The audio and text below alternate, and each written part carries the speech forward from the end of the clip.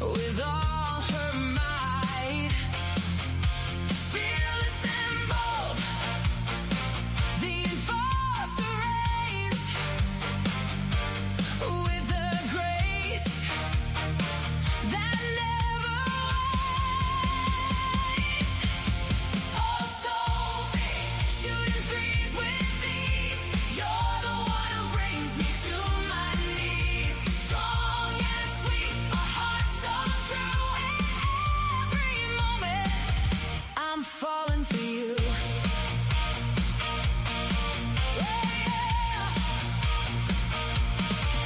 On the line, she's ready to defend with courage that will never bend. The crowd roars as she takes her aim. A star shining bright, uncontained. Oh, Sophie, shooting threes with ease.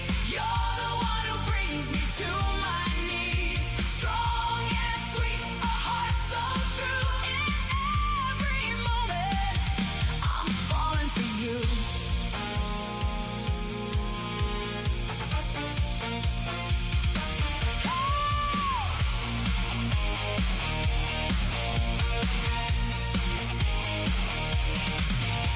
Beyond the court, there's so much more.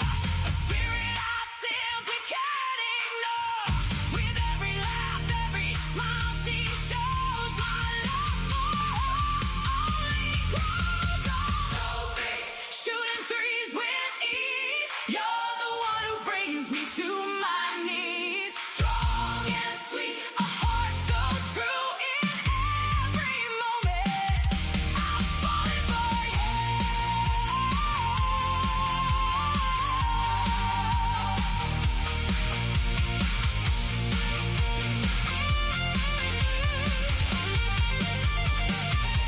In the game of life, you're my MVP. With you, I feel so wild and free. Sophie, my love, together we'll soar in your embrace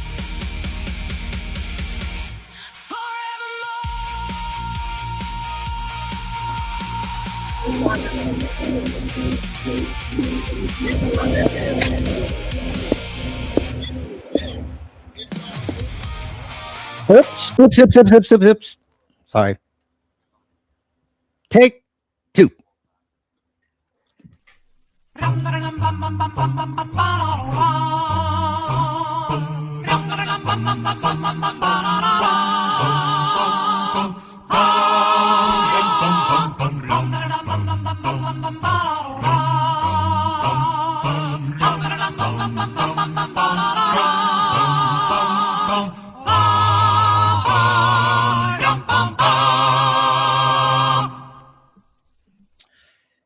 Hey, people.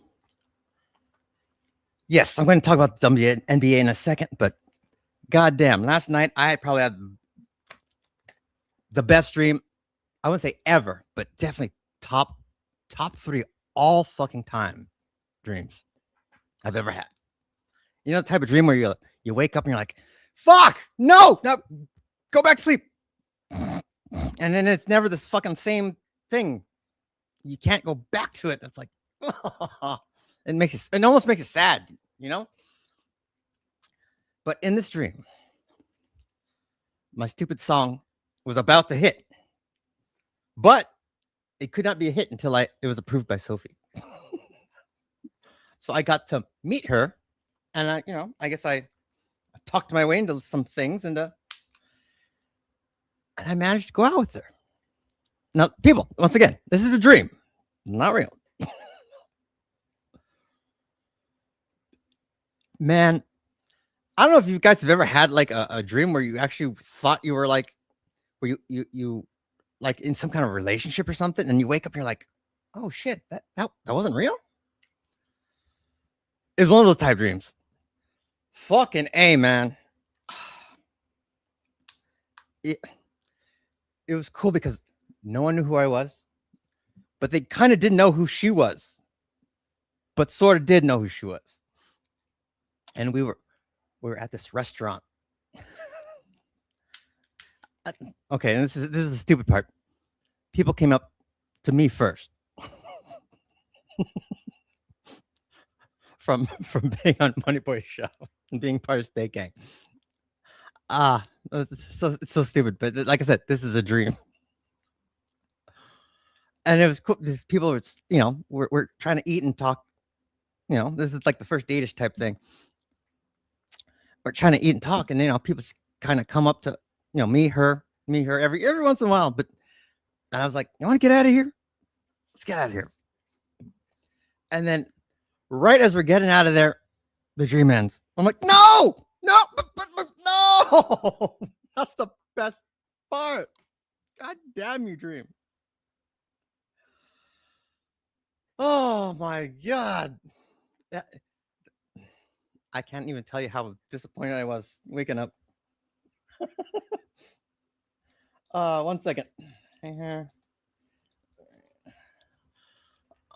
Hold on.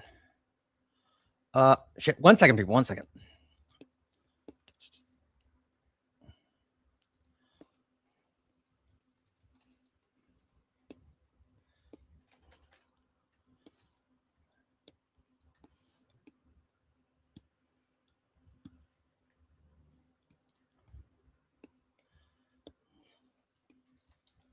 But anyhow, shit, I can't even remember the Shakespeare quote I said earlier. Dreams are the children of an idle brain. Something about vanity and nothing. It's nothing but vanity and fantasy. And that's exactly what it was. That's exactly what it was. But anyhow, I'm going to fanboy out about Sylvie Cunningham because, first of all, I'm not going to lie. I liked her because she's hot first. I remember the first All-Star game when Caitlin Clark played on, I think, a rookie year. When they played, what they did was they had the WNBA All-Stars versus the USA team that was going into the Olympics. And I remember seeing, who's this fucking hot player on the Mercury? Oh my God, this white girl's, she's the shit. And then I left it alone. By the way, that All-Star game, the WNBA beat the fucking USA team that won the gold medal. Yeah, that was Caitlin Clark. And Caitlin Clark didn't even play that much. But going back to what I was saying, she was the hot chick on the Mercury, and then she gets traded to the Fever. I'm like, oh shit, who's this white girl? She's hot. Ends up as the same girl. I was like, oh hell yeah. Her and Caitlin on the same team? My God. And here's what I like about Sylvie, because I've been watching her actually play. I played a little basketball in my day. She is the female me. The only difference is I'm a shot blocker. She's not. She's more of a guarding the guards, out on the perimeter. I'm an inside guy defensively. Yeah, I know. Gabe, you're skinny and all that shit. Yeah, I am, but I can play inside. Trust me. I've done it with the best. The cool thing about me being skinny and all that stuff is, you bump me and I'll fucking fly, right? So I got a lot of offensive fouls get called because I'm so goddamn skinny. But Sophie's like me, where it's like we're very defensive minded first.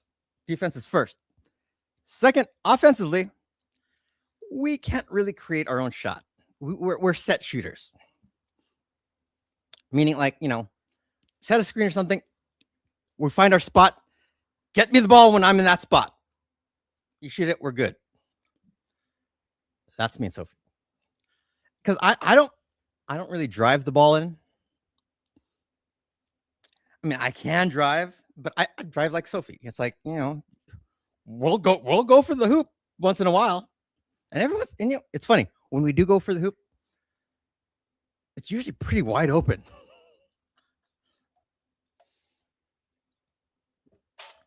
For easy layup. But, sometimes we get hit.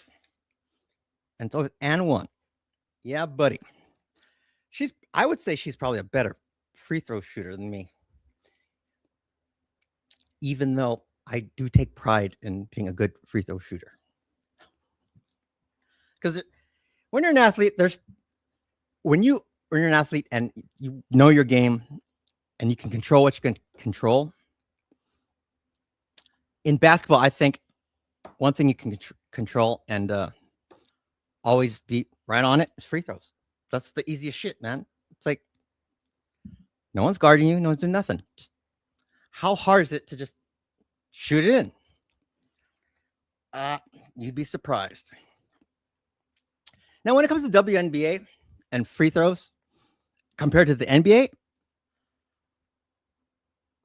this is a bold statement. I think the girls are a little bit better at free throw shooting than the guys, as far as professionally. Because I think the guys with the men basketball, yeah, you're physical. You can fucking do all these moves, spins, crossovers, and all that. You get to the line, and then you can't even make your fucking shots. Come on, that's not professional to me. How do you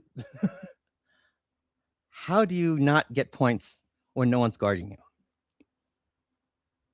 How do you not get points when nobody is guarding you? That's why I think free throws is okay. Here's Reggie Miller was like my basketball guy. I mean, every kid loved Jordan. Even I love Jordan. I was a Jordan fan, but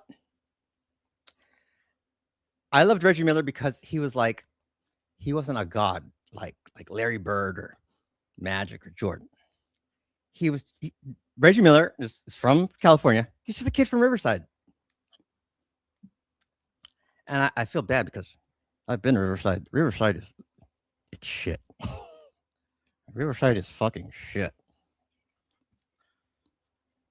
The only reason I went out there, I was, dating a girl, went to the UC out there. But the greatest thing out of Riverside, the Miller family. Cheryl Miller, the greatest women's basketball player of all time. And Reggie Miller, my favorite player of all time. Well, I have two favorite players, Reggie and Vlade. But Vlade is a different story for another time. But yeah, I would say the WNBA women are better free throw shooters than the men. I haven't looked up the stat or anything like that, but I'm pretty sure because it's just different. And here's the thing though. I think with your bodies and muscles and all that, I think maybe free throw shooting is probably women might have the advantage. I'm not sure. I don't know. I think just because the NBA players, they're so good at what they do to get to the hoop, but once they get to the free throw line, they're just shit. I don't understand that. That's something you can control. Like I said, if you're an athlete and you know your sport, you better be in charge of what you can control.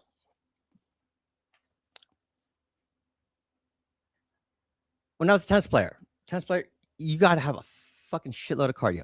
I was not the best cardio guy. Really, I'm really not. But I did my cardio. Fuck yeah. I can last.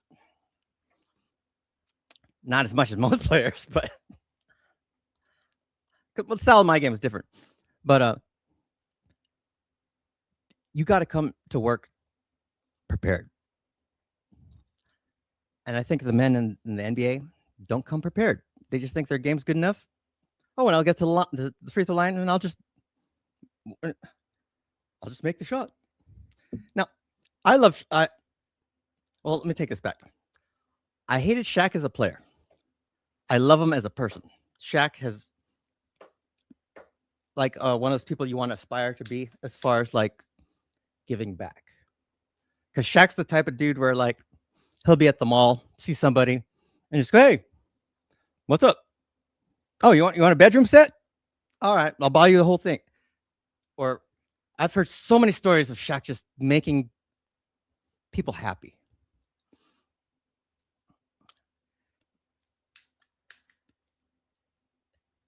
One of my favorite things is you can look this up online. It's Shaq at the Apple Store. And Shaq's at the Apple Store, buying some shit. And there's two kids, two black kids. Actually, they didn't even speak English. They were Spanish speaking. I don't know where he was, but I'm guessing they're like Dominican or Puerto Rican or something. I don't know. But they look like normal, American black kids. And I guess one of Shaq's guys or whatever were walking around and they're like, "Do you know who Shaquille O'Neal is?" And they're like, "Who? No." And then they look it up. He types it in Google and puts Shaq and shows them some YouTube shit. Like, oh, okay. Oh, that's Shaq. And Shaq's like, what? They don't know who I am? He's like, yeah. But Shaq's like, you know what? Get me 2 of those. And they were looking at a laptop. And just 2. I mean, these kids are probably like under 10. Or about 10 years old. Give me 2. And then to see the look on their face when Shaq's handler guy's telling the kids in Spanish, like, no, these are yours. You guys can have them. Oh my God. And that they took a picture. And even in the picture, the girl that works there is crying. Because, like, man, that is like so generous. The fuck he does.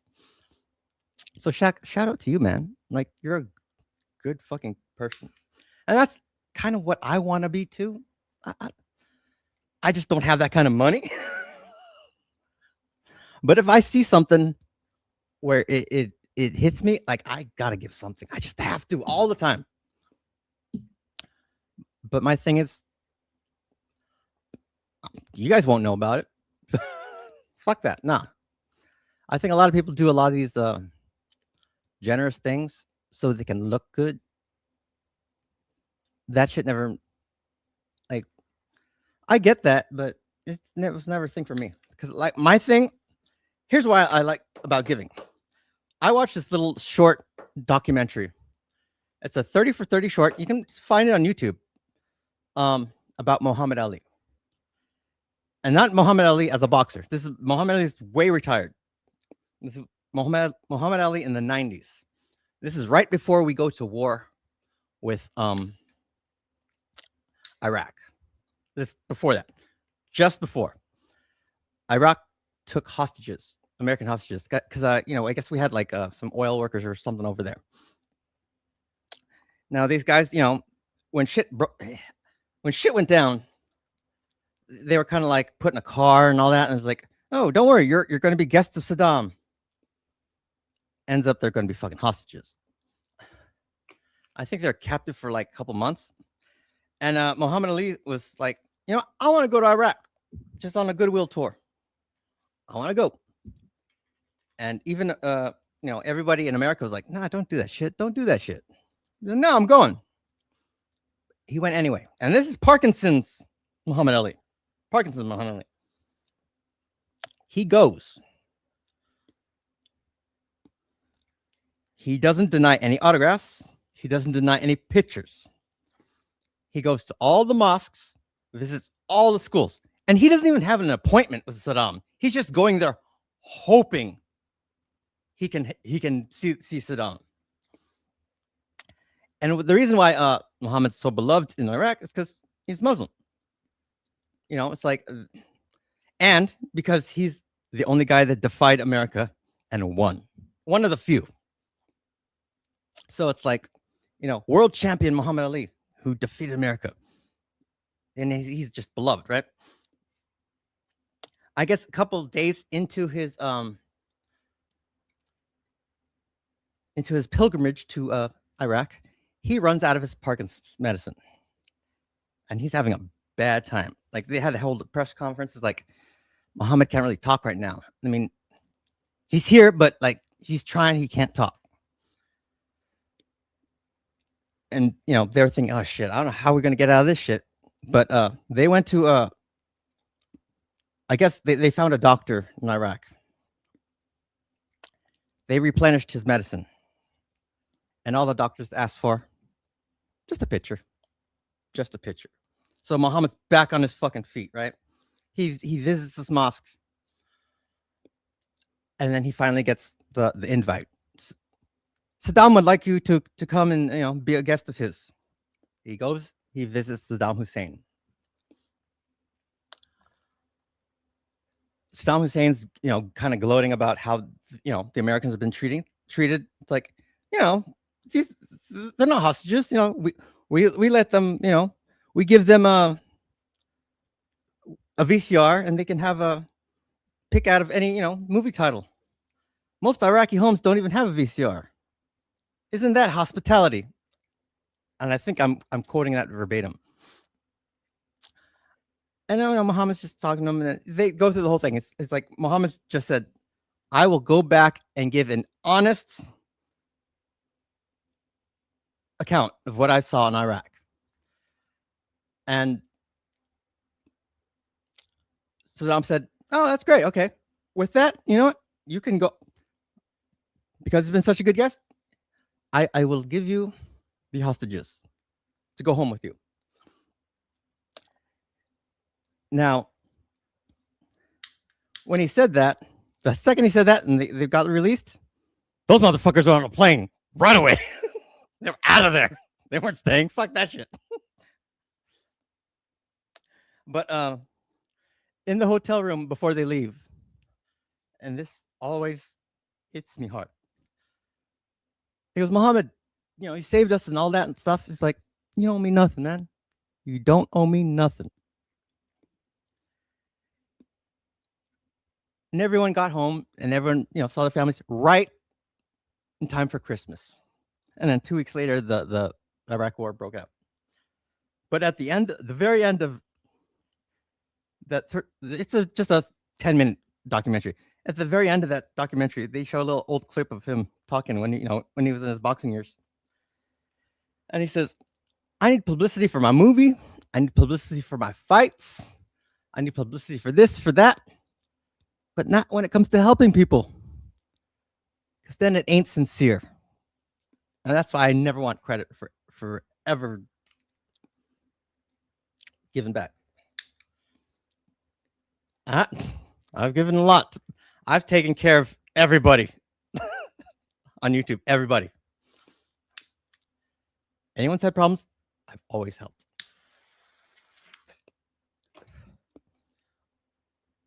You'll never know it because this is what I always tell everybody. Number one, you don't owe me nothing.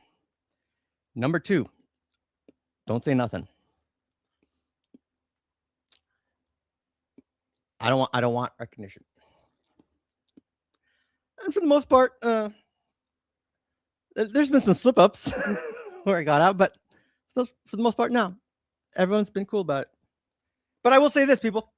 If I'm ever in like trouble, please just fucking help me out. I'm not gonna say you gotta tell them how much I gave, but shit, just look out for the Gabester. But yeah, that's why I think it's important to give back. But then back to the NBA, the W. And going back to Sophie Cunningham, like I said, why I like her so much is not just, well, she is fine as fuck, and that's number one why I liked her. But number two, she reminds me a lot of like me. The way we play basketball is the same. She's defensive minded. Like I said, Sophie's more of a guarding the guards. I'm more of an inside guy, and I'm a way better shot blocker than her. She's not a shot blocker. I'm a shot blocker. But when it comes to offense, we need set shots. We're 3-point shooters, but we cannot create our own shot. Meaning, like, if you give us the ball and we got to dribble and do all that some fancy shit, no, that's not us. We're set shooters, meaning like if we're in our spot and we're calling for the ball, you better give us that fucking ball because that's going in. And why I like Sophie is she's very team oriented. I'm not the best teammate, but I will. I am now. I think I'm way better now, especially with the state game true super thing. I think I'm a great teammate as opposed to my younger years in high school and all that, where I was a shit teammate. Look, if you made a stupid mistake when you played with me, I would get on your ass.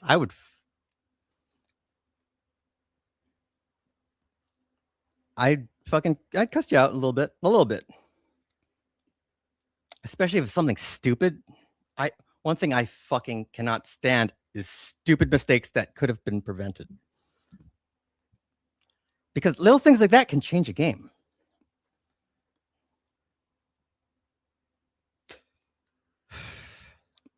Enjoying my Marlboro.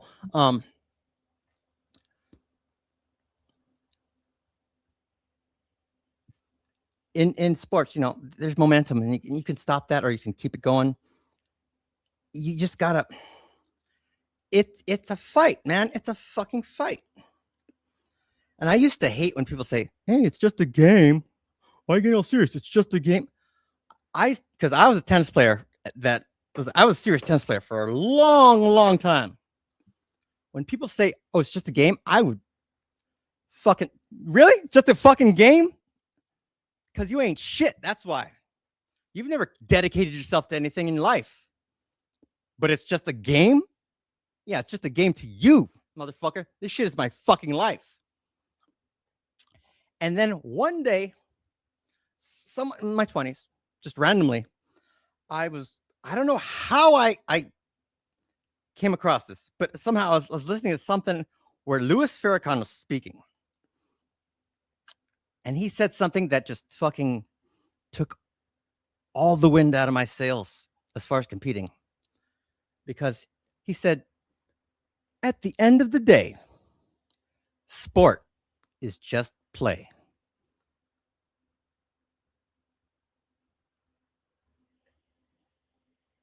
At the end of the day, sport is just play. I'm thinking, God, but I fought all my life for this shit. But he's right. He's right. It is just play. It's like, fuck, man. What the hell was I fighting for?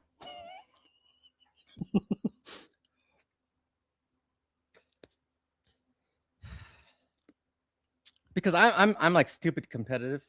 I still kind of am. I have flashes of it still, but I'm like Michael Jordan competitive.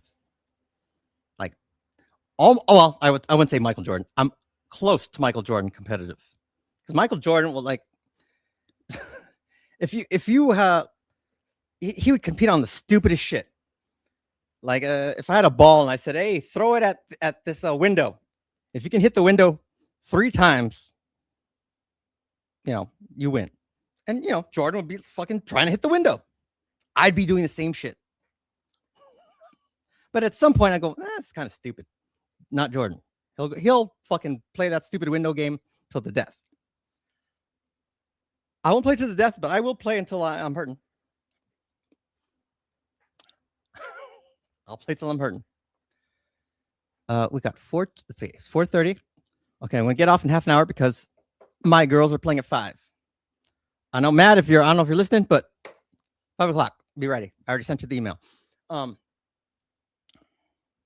Back to the WNBA.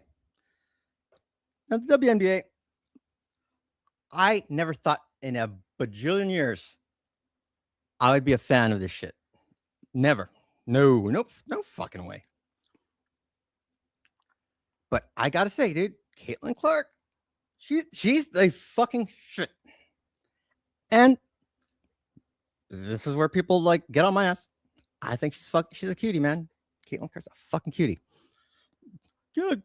Gabe, she's kind of average, man. I mean, blah, blah, blah, blah. Shut up. Here's why she's in a different lane than everybody else. It's like okay, when it comes to women and men, there's men that don't really deserve the girls they have, but they get them. Why? Because they're in that lane to get them. When you're great at something, your greatness surpasses your looks. Like, I don't know if you remember, everyone knows Adele. Adele was once, really a really fat chick. But that chick can fucking belt, right? She can wail.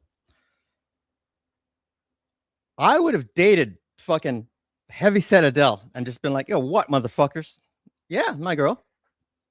And not care. Because why? She's got something nobody can do. And that's like, I put that kind of same shit on Caitlin Clark. You can't do what she does. Like I said, I think she's a good looking girl. And then the WNBA, me and Matt had this conversation. I said, what percentage do you think of teams on the NBA are lesbian compared to straight? He said 90%. He said 90%. I'm like, okay. I would say it's 80-20, 70-30 maybe. Because there are a lot of fucking lesbians in that league. And when I went to the Sparks game, there are lesbian like overtones to like the whole setup and situation. Let me give you an example. When the Sparks came out, normally there's like a little video of your home team right before they come out. Like with the Chicago Bulls back in the 90s. They would have a little video and it's animated bulls running into the city. And then it's the do do do do do do do do do from North Carolina, Michael Jordan. Okay. With the Sparks, they had a video. And it was like it was Los Angeles based because the video was like, oh, here's our Los Angeles Sparks, right? And the video is Sparks players in front of lowriders. Okay, I get it. You hit the Hispanic crowd. It was very LA-ish. But the thing that got me was like, I'm looking at the video. I'm like, these girls, they're not lowrider people, but they look like they are. It's like some lesbian shit, man. And then, okay. Also, before they came out, they had, there's usually like a hype person or a host, something like, come on, let's give it up, blah, blah, blah. And then they shoot out t-shirts to the crowd and shit like that. The person that did that for the Sparks was a bald-headed black woman. And I will say, black women, do the best bald head out of all races. You guys can hold that shit down, and it looks, you guys get away with it. But you can tell she's total dyke.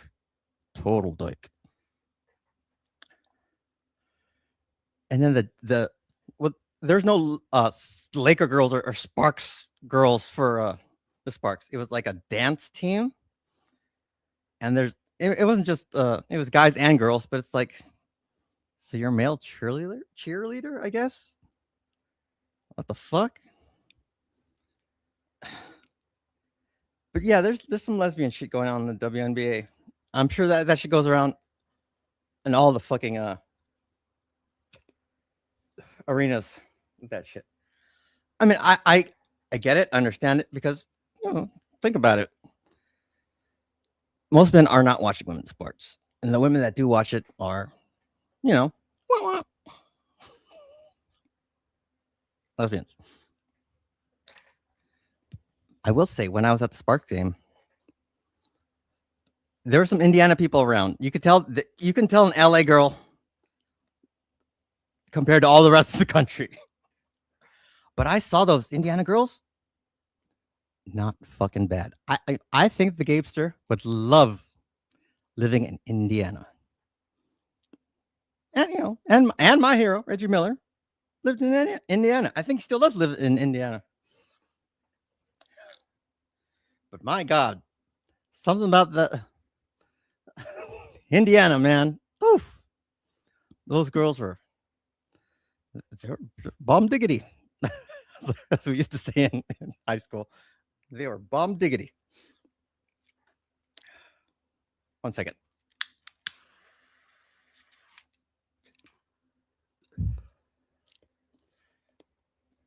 But the WNBA, I would say, right now is I can't say it's better. It's better than the NBA. It's better than the NBA to me because I'm so bored of the fucking NBA flopping and all that. And it's just bullshit. I am slowly getting back into the NBA because Wemby is changing the game. This dude is like 7-something feet tall. He could defend like Bill Russell, but he has dribbling skills and all that shit like a guard. Like no one's ever seen that. This dude is changing the fucking game, and they're fouling the shit out of him. I don't know who won between OKC and the Spurs to go to the finals, but I know they're going to meet the Knicks. And I will say this: fuck the Knicks. And this is my dad's team. Fuck the Knicks. Fuck the Knicks because they're just shit, and their fans are shit. So fuck you. That's all I got to say. My dad did love the 70s Knicks, though. The Knicks only won one title. 1970. This is by my dad was in New York. And this is why I know the legend of Willis Reed. I knew about Willis Reed before people really talked about him. Because my dad told me, like, he had a lot of money on that last game, but and he was shitting himself because he didn't expect Willis Reed to get injured. And then my dad said, when Willis Reed came out, because he wasn't expected to play. When he came out, he said, I knew my bet was going to be good. And in that game, Willis Reed started. He was starting center. He started, and he made his first 2 shots, and then didn't play the rest of the game. But that's all they fucking needed to win that championship. So yeah, I don't know. One of those things I gotta talk about my dad once in a while. But yeah, he loved that 70s Knicks team. Here's one thing people don't know about former players that became coaches. Now, Phil Jackson became a famous coach, and Pat Riley became a famous coach. Now, you watch these I saw a documentary on the Knicks. It was like a 30 for 30. I forgot the name of it. But they made Phil Jackson seem like he was a good player. No. Phil Jackson was not a good player. He was just he was big and and he scrapped. He scrapped like a motherfucker. But was he good? Fucks no. Pat Riley, was he good? Hell no. Hell no. And there have been ex-players, coaches that were good. Don Nelson was good. Paul Westphal was good. Lenny Wilkins, great. Phil Jackson, nope. Pat Riley, hell no. And my dad hated Pat Riley. Hated. That is why I'm not a Laker fan. I'm not. Like, even I've been in LA all my life. And till the day I die, I'll never be a Lakers fan. Never. Ever.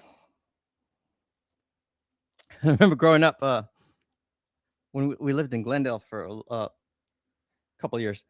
I was like, I don't know, between ages 5 to almost 7. He'd be watching the games, the Laker games. He'd be like, "Shut up, chick!" Chick Hearns. "Shut up, chick! Don't know shit." Like, he fucking hated the Lakers.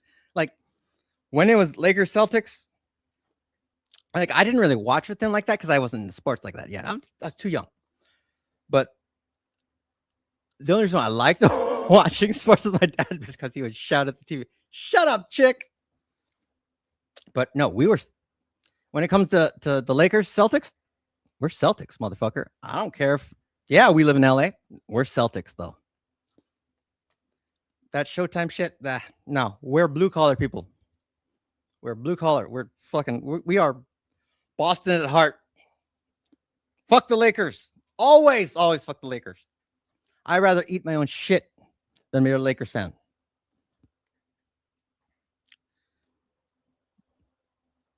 We were Clippers fans, though. That is the team we loved. And this is back, they weren't good at all. They seriously sucked. They fucking sucked. Like, here in LA, you get, Lakers and Clippers, right? The Lakers played on KCAL9 and the Clippers played on KCOP, which is what we know now as UPN. I don't know if UPN is even still a thing. It's been a while. But I'd kind of watch the Lakers game here and there, but I would always watch the Clippers game. I mean, we love that shit team, and they were shit. They didn't make. I remember the first year I was really into them.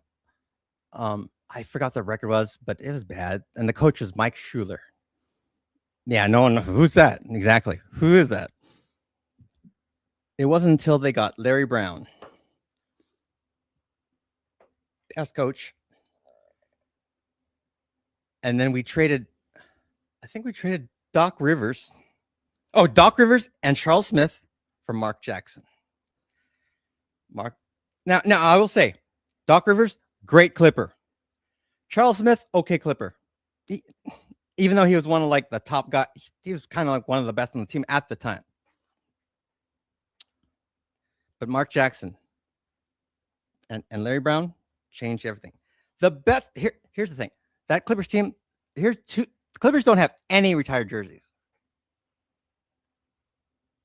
I believe that the first retired jersey should be fucking Ron Harper. I would put Ron Harper over Danny Manning. I think Ron played more years with the Clippers, but dude, Ron Harper was a fucking beast. Now, most people know him for Chicago Bulls and the Lakers, and he didn't score as many points. But dude, when he was with the Clippers, he was scoring like, I think he was over 20 points a game. Like, dude is bad. I just love that team too. Just because they sucked, but the heart was there. I'll tell you the fucking starting lineups too. I remember this shit. The year they made playoffs, it was Ken Norman, Lloyd Vaught, Stanley Roberts,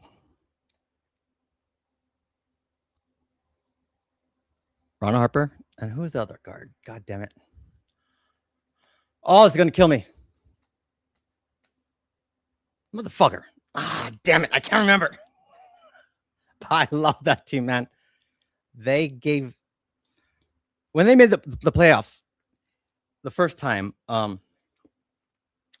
it was during a bad time when they made the playoffs because the riots were going on.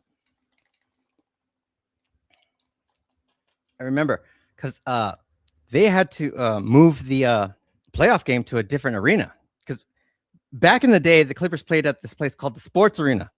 Doesn't exist anymore. And the Sports Arena was right next to the Coliseum, which still exists, but it shouldn't because the Coliseum's so fucking outdated. But because it's a historical monument or whatever, they can't tear it down. I was a USC ticket holder for a few years. Nothing upgraded. I mean, it's basically the same shit from when it started. Although the last time I went to a SC game, they fucking finally, at least the one upgrade they did put is they put a big ass, screen on the back side of the field.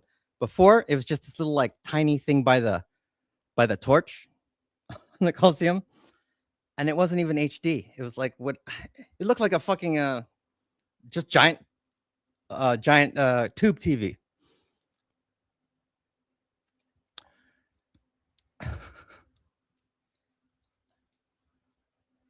But they don't really upgrade. That actually was why the Raiders left LA.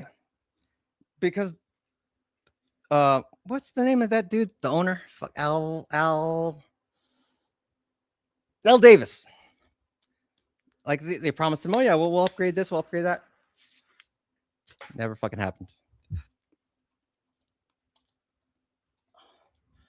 But okay, I gotta look up this roster now. It's killing me. Who's the starting five for that Clippers Utah series?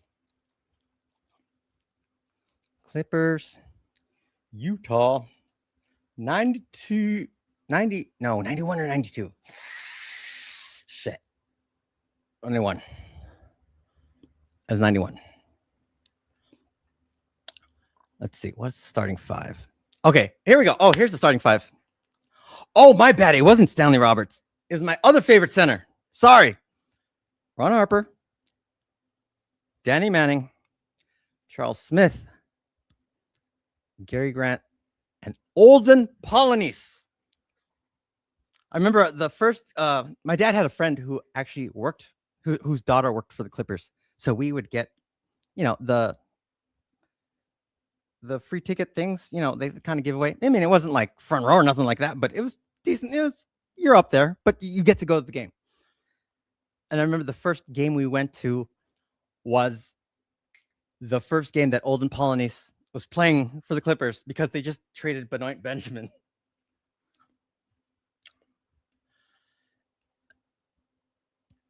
And they were playing the Spurs that night. We won. And then we saw the next game I think I saw was Golden State. They lost bad. But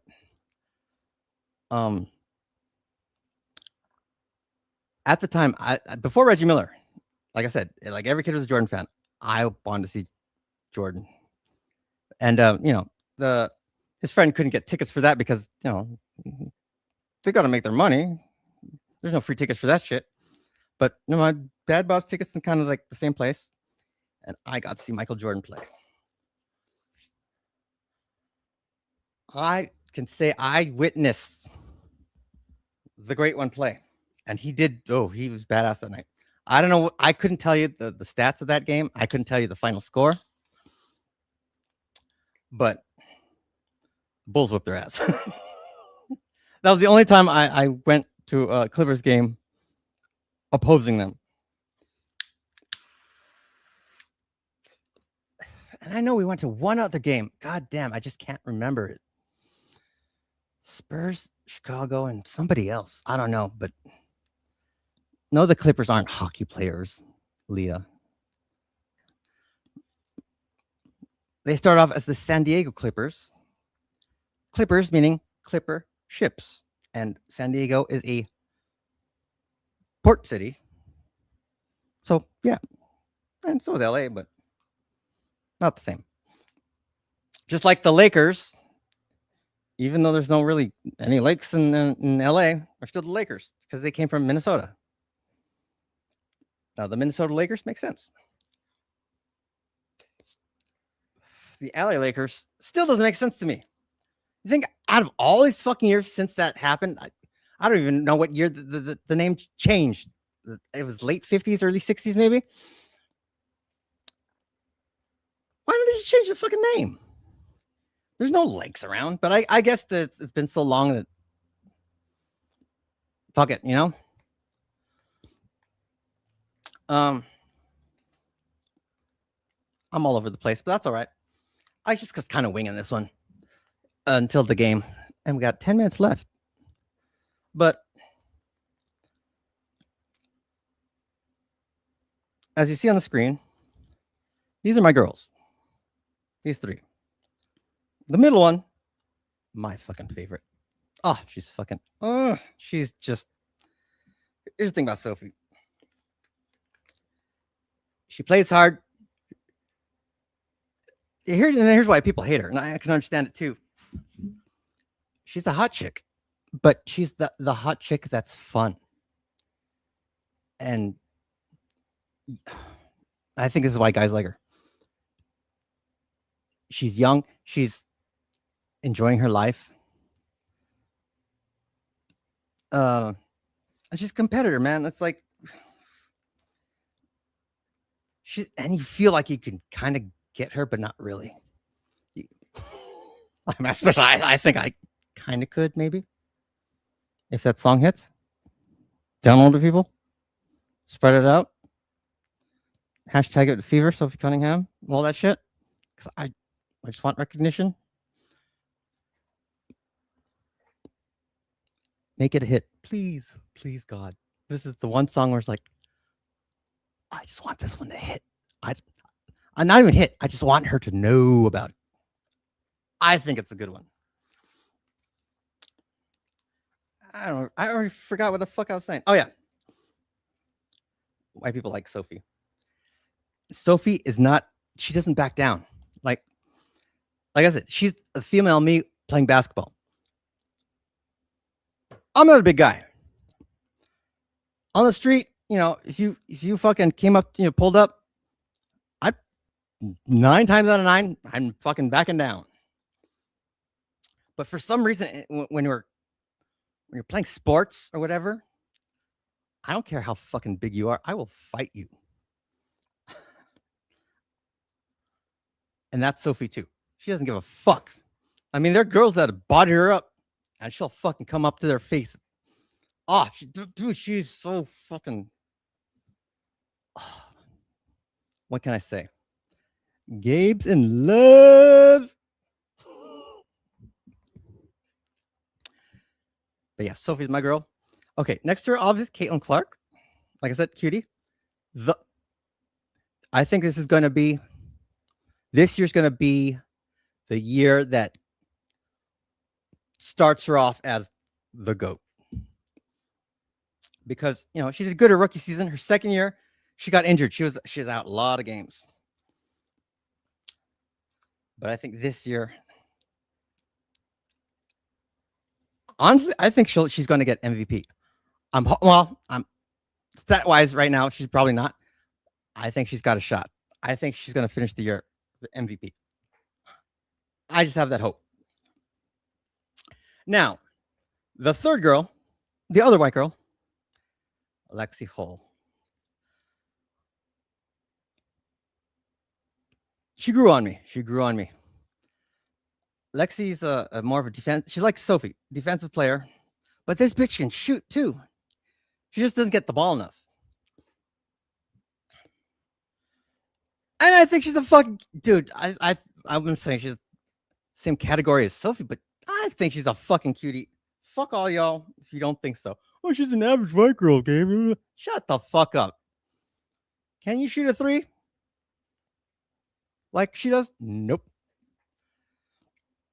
I will challenge guys this and just no one-on-ones or nothing like that. We're actually playing each other. But I mean, in a shooting contest, I think she'd smoke a lot of guys. These women can shoot. Can they, create their own shot against men? No. But these women can fucking shoot. And by the way, these 3 white girls, known as tres leches, and Mexicans love tres leches. Actually, 2 games ago, the 3 of them are on the floor together. Oh my God, it was fucking like magic. Dude, they whooped the shit out of that team. Whooped the shit out of them. But I'm loving the WNBA. I never thought that shit would ever happen in my fucking life. But these girls make it fun. I will say this about WNBA. It's a little bit like 80s NBA. Meaning, they can kind of fight a little bit. I mean, you get thrown out and all that. But, dude, these girls get some scraps. Where they should be thrown out, like, right away. But no, just... Because look at Caitlin Clark. These chicks are beating the shit out of this woman. The most famous clip, obviously, and you can look it up, where she gets poked in the eye. And she's like, what the fuck? And then some other girl bodies her, and she falls to the ground. And then this is the moment where America fell in love with Sophie Cunningham. Because, later in the game, that girl that poked Caitlin Clark in the eye, she had an open fast break. Sophie's right there. She's about to make the layup. She fucking took that bitch down. What? Like, took her down hard. Like, yeah, fuck you. They kind of, they got broken up. But Sophie's like, yo, what you gonna do? What you gonna do? Here's the thing about Sophie too. She's not afraid. You know why? She's a black belt in Taekwondo. So she could probably fucking spin kick you into the fucking outer atmosphere. But that to me, right there in that moment, I was like, she's already hot. But she did that, and I'm like, oh God. Yes, that is my fucking favorite player. Right there. That's her. What about those boxer chicks you were all into? Boxer chicks. Which ones, Leah? Which ones are you talking about? Boxer chicks? Because when I'm thinking boxing, I'm thinking Layla Ali. The chick that just whooped some chick in the casino or whatever lately. And the other bitch is the one that started it all, Chrissy Martin. Those are the only boxing girls I know. I wouldn't call them any of them. Well, Layla Ali's cute-ish. But no, I don't recall. Oh, no, not boxing. Oh, you're talking Gina Carano, Ronda Rousey. They're not boxers. They're MMA. Oh, no. Gina Carano's fucking fine as fuck. And Gina Carano was the first badass MMA bitch. Yeah. Okay. All right, Leah. Yeah, that's what I meant. It was Ronda Rousey, Gina Carano, and I remember that week I made a lot of stupid bets that week, but it was mainly on the Fever, which I did win. When I went to the game. Okay, when I went to the Sparks game, I needed this. I needed to cover the halftime spread, the final score spread, and I needed Caitlin Clark to score 20 points. Win the halftime spread, no problem. Go through the second half of the game. Fever up, they're going to get that spread. But Caitlin Clark was at 17 points. And it's getting to the point where it's almost trash time, meaning trash time's when, the game's pretty much over. You don't need your starters in. You fucking put them on the bench. I'm like, oh, fuck. Come on, Caitlin. I need 1-3 before they sit you down. But with, let's see, around 4 or 5 minutes to go, Caitlin shoots 3. Boom. 20 points exactly. I'm like, fuck yes. Yes, I got this shit. But it wasn't in the bag yet. We got 5 minutes to go. It was the longest 5 minutes of my fucking life. Because LA was starting to make a slow run. They're chipping at that lead, man. And I needed the Fever to win by, I think, 5. And I did not get comfortable where I can finally go and breathe until the last 58 seconds or something like that. Like, yeah, it got a little close there for a second because I'm thinking, no, don't do this. And I feel so bad for bettors who've won, but they're only going to win until the game's over, and they have to live through those horrifying minutes. Because one little basket could change the whole spread. Imagine, winning all the things you need to win, except if this person makes this shot, then it's all over. And at the end, that person makes that basket or whatever. And it's, that's got to be the most heartbreaking shit. Because at the game, people kind of could figure out that I had a bet. Because I was like, come on, Caitlin, I need a 3. I need a 3, Caitlin. And then in the final 5 minutes, I'm like, I'm standing up. I'm fucking, pulling my hair. Well, I don't have any hair anymore, but I'm clutching my hat. I'm like, this and that. And in the final 58 seconds, I'm like, yeah! Woo! I remember one guy goes, "Did you win your parlay?" I'm like, "Damn right I did. Damn right I did." But that was one bet that I did win. Later that week, that weekend was the Gina Carano Ronda Rousey fight. I bet, and this is before I even won the Indiana bet. I probably bet about half of what I won on Gina Carano because she's the underdog. But I think she's the OG. But Ronda Rousey beat her in 17 seconds. It's all right though. I still have that other half of that Indiana winnings. So thank you, girls. And Gina, I don't regret betting on you at all. You are the pioneer and the one that started it all. And here's something I didn't even know about Gina Carano. Like, she's a fine ass girl, right? She didn't even need to fight. Gina Carano is not rich. She's wealthy. And there's a difference between rich and wealthy.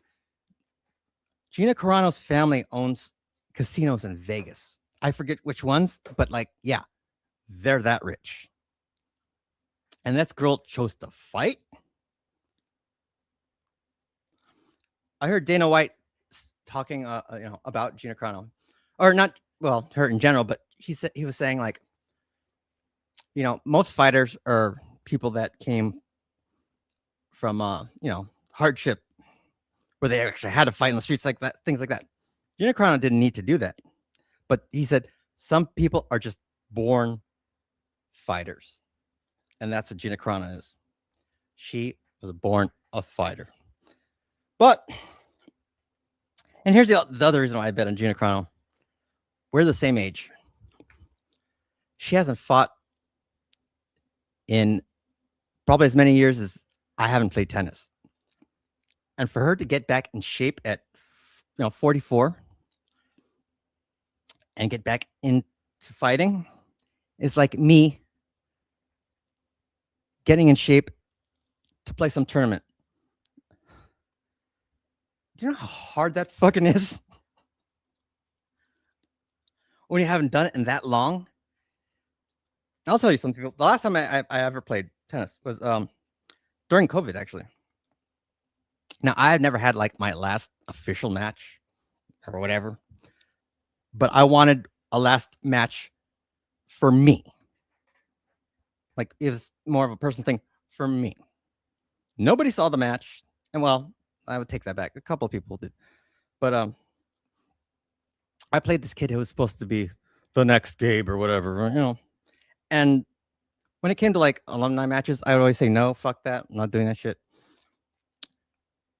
I actually got this kid's number, and I'm like, look, I'm not doing no alumni match or nothing, but if you want to play, 3 weeks, here and here, Glassell Park, so and so time. If you want it, this is your opportunity, or else I'm just not going to do it. He said yes.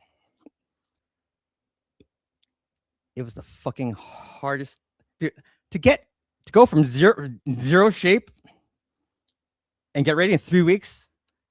It was not enough time. It just wasn't, because I was doing I would do morning. I fucking dedicated myself for those 3 weeks because I needed a little bit of cardio. So in the morning, 7 a.m., I do an hour hitting, and then just run just 1 mile. And I did that for 2 weeks. Morning session hitting, run 1 mile, afternoon hitting, call it a day. The last week, I just did one afternoon hitting and ran half. And then I think halfway through the week, I just did afternoon hitting. Now, when I was playing, my serve was not there. I did not have my serve anymore. It was just it's the hardest thing to get back when you're a tennis player. I did not have that. And this kid was a baseliner.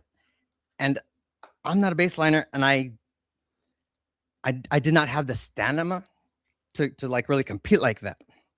So my strategy was just it's stupid because it's all or nothing type thing.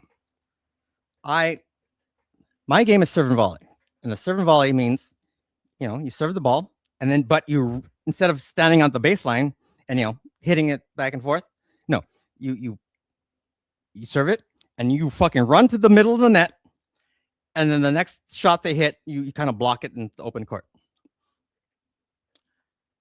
I went for broke. I just go, fuck it. I'm gonna go in on everything, and hopefully in the first half of this set, I can set a tone where it gets in this motherfucker's head thinking that I'm that good. Because if you act like you meant it, then you meant it. And a lot of shots I did not mean. I mean a lot. I was like, whew. But I luckily those first 3 games were so crucial because I just did not have it that day. But here's the thing though. Those first 3 games, I won. And they were pretty close too. Because two of those games went to deuces.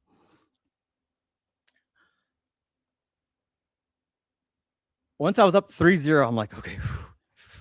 But I did not feel comfortable at all. I'm like, oh my God, this dude's gonna come back anytime. But I felt like that way throughout the rest of the match. But I won 6-1, 6-1. So shut the fuck up. But that was the hardest thing I ever did in my life.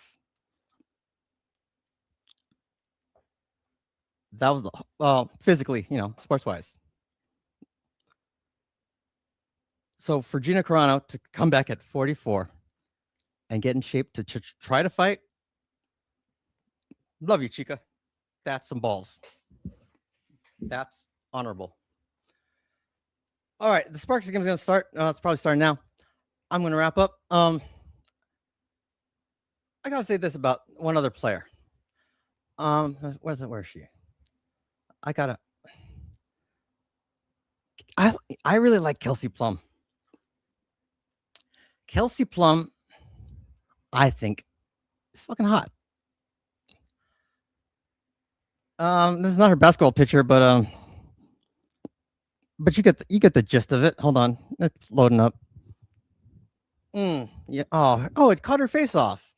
Well, that's too bad. No, but she's a cutie. I'm telling you, she is. But here's the thing, though, about Kelsey.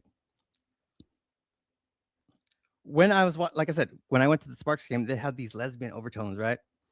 And the starting video was, a couple of these girls in front of lowriders.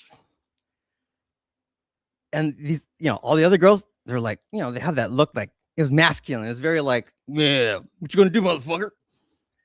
But then when it went to Kelsey, you could see it in her eyes a little bit. It's like, hold on, is this chick straight?